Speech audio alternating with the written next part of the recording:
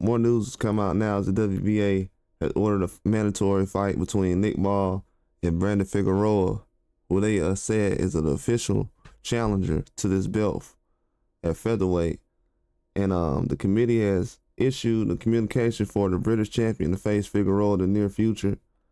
Says a 30-day negotiation period has been granted, running until November 12th. So it started on October 12th. And they want Nick Ball to defend this belt within the next 9 months from the date he became champion, which he won the belt June 1st, 2024. And they said the mandatory is due by the mandatory defense became due on March 1st, 2025, meaning he must now face Figueroa. WBA has sent official notification to both parties and will await the outcome of negotiations. Should an agreement not be reached within the prescribed time frame, the committee may call for a purse bid pursuant to the association's internal regulations. Okay.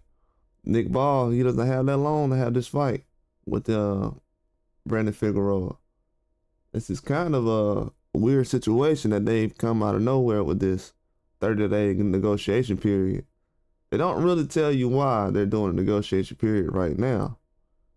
But so they're going to possibly do the same thing with this Nick Ball and Figueroa fight. They're just going to have a purse bid if things don't end up panning out the way they need them to. Which makes sense. I guess they're handing down these fights right now because they know it's a lot of movement going on. It's a lot of things that can happen in 2026.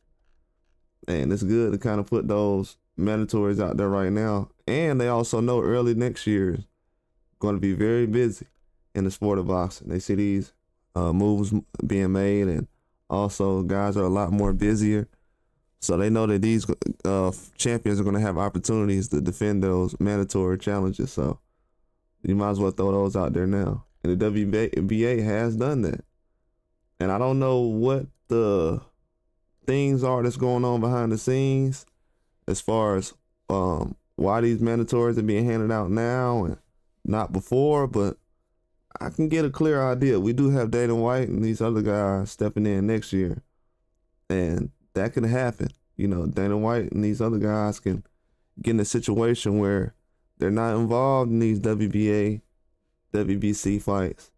So that could be a reason why a lot of these mandatory challenges are starting to get established a lot more, because, you know, a lot of these guys, they'll sit around for mandatories like Benavidez did for Canelo and won't have the opportunity.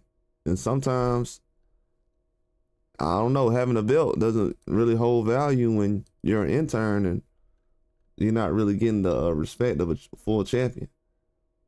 So a lot of times, things like that has happened recently.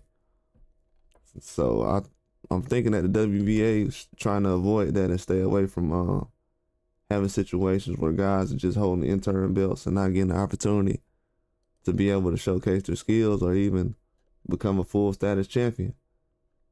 But now, with these moves they're making, I feel like the pressure is starting to set on. And, you know, they got a convention coming up on December 12th. So we will see a lot of things come out of that, especially rankings. And by the time that happens, a lot of these fights might already be made or be in real talks, because negotiation period will be over with by then, and purse bid.